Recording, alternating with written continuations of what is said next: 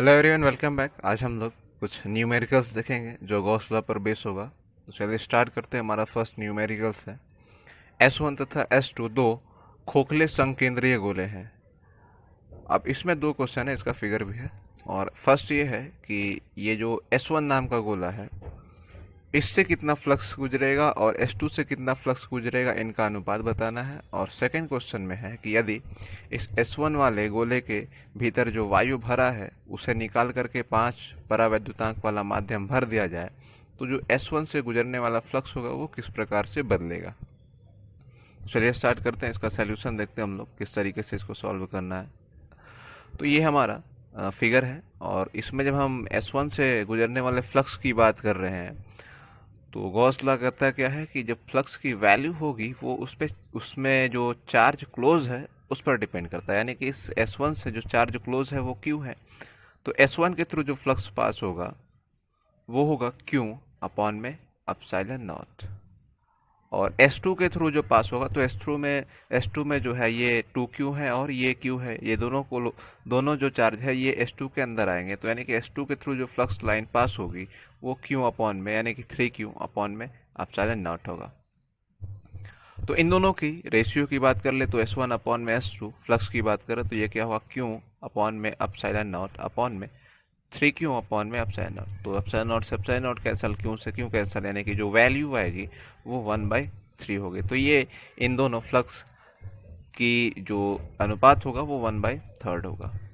ये फर्स्ट हमारा सोल्यूशन था। सेकंड केस इसमें है कि यदि S1 के अंदर वायु के स्थान पर 5 परावैद्युतांक वाला माध्यम भर दिया जाए तो क्या होगा। इसमें जब 5 परावैद्युतांक वाला माध्यम भरेंगे तो जो हमारी ये आप जानते होंगे कि एप्सिलॉन आर की जो वैल्यू होती है K इंटू एप्सिलॉन होती है। तो ये होता है epsilon R is equal to K into epsilon not. और ये K की वैल्यू कितनी है, 5 गिवन है हमें, यानी कि इतना हो गया। ये एप्सिलॉन आर है।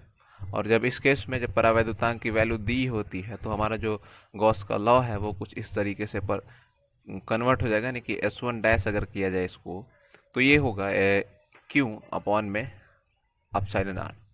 और ये क्या होगा Q अपॉन में 5 एप्सिलॉन नॉट।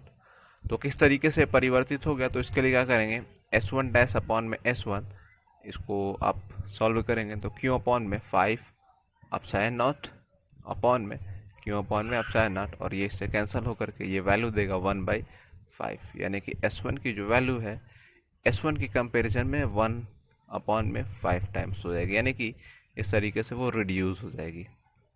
तो ये था इस क्वेश्चन का सल्यूशन। और अगले क्वेश्चन की तरफ बढ़ते हैं। हमारा अगला क्वेश्चन है, किसी घन के केंद्र पर 10 माइक्रोकूलाम का एक आवेश रखा है। घन के एक फ्लक्स से गुजरने वाले वैद्युत फ्लक्स की गणना करें। तो अगर घन की बात करें तो घन जो होता है वो घन यानी इसमें 6 फेसेस होते हैं। और बोला कि इसके केंद्र पर एक आवेश रखा है और उसकी वैल्यू गिवन है हमें।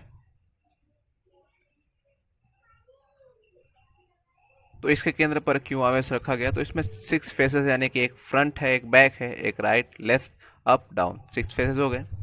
तो अगर इसमें फ्लक्स की बात करें तो फ्लक्स की जो वैल्यू होगी 5 is equal to Q by epsilon not होगी। टोटल फ्लक्स की वैल्यू ये है। तो हमें क्या है कि किसी एक फ्लक्स से किसी एक सरफेस से कितने फ्लक्स लाइन गुजरेगी उसकी वैल्यू बतानी है। तो इसमें जो फ्लक्स गुजरेगी टोटल जो है वो क्यू बाई एप्सिलॉन नॉट होगी। और उसमें कितने फेसेस का योगदान है यानी कि इस क्यूब को बनाने के लिए, तो वो है 6। तो यानी कि एक फ्लक्स से वैल्यू गुजरेगी यानी कि फ्लक्स लाइन गुजरेगी एक फेजेस से, तो वो क्या हो जाएगी 1/6 टाइम्स हो जाएगी। तो ये 1/6 into Q by epsilon not. Q की वैल्यू कितनी है 10 माइक्रोकूलम, 10⁻⁻6 अपॉन में एप्सिलॉन नॉट की जो वैल्यू होती है 18.85 इंटू 10⁻⁻12 होती है। और जब इस वैल्यू को आप सॉल्व करेंगे तो जो इसकी वैल्यू आएगी वो होगी 1.88 इंटू 10⁻5 न्यूटन मीटर स्क्वायर पर कूलम। तो ये क्या हो गया, इस फ्लक्स के यानी कि इस घन के केंद्र पर जो रखा हुआ चार्ज है उससे एक सरफेस से इतनी फ्लक्स लाइन गुजरेगी। अब अगला क्वेश्चन देखते हैं। दो बड़ी धातु की प्लेटें एक दूसरे के समीप तथा समांतर है। प्लेटो पर पृष्ठावेश घनत्व 1.77 इंटू 10⁻⁻11 कूलम पर मीटर स्क्वायर तथा विपरीत चिन्हों का है। प्लेटों के बीच वैद्युत क्षेत्र कितना है, इसको कैलकुलेट करना है, यानी ई की वैल्यू बतानी है। तो इस क्वेश्चन का मतलब हम समझ लेते हैं कि दो प्लेटें हैं और उस पर जो पृष्ठावेश घनत्व दिया है वो अलग अलग है। विपरीत चिन्ह बोला है यानी कि वो अलग अलग है, यानी कि एक पर पॉजिटिव होगा तो दूसरे पर क्या होगा, नेगेटिव होगा, इस तरीके से। तो इसकी वजह से हमने ये पढ़ रखा है पहले ही, इसका डेरिवेशन भी हमने किया है कि जब दो विपरीत प्लेटें होती हैं तो उसकी वजह से आर पॉइंट पर कितनी वैद्युत क्षेत्र की तीव्रता आती है। तो उसकी जो वैल्यू होती है ई की value E equal to sigma upon में अपसाइन नॉट होती है। और हमारे पास सारी वैल्यू नोन है।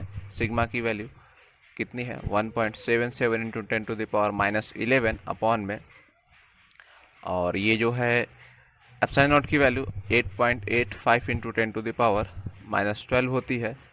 और इसको जब आप सॉल्व करेंगे तो आएगा 20 और यूनिट क्या हो जाएगी, न्यूटन पर कूलम। तो ये क्या हो जाएगी, इलेक्ट्रिक फील्ड की इंटेंसिटी। तो ये था इस क्वेश्चन का आंसर।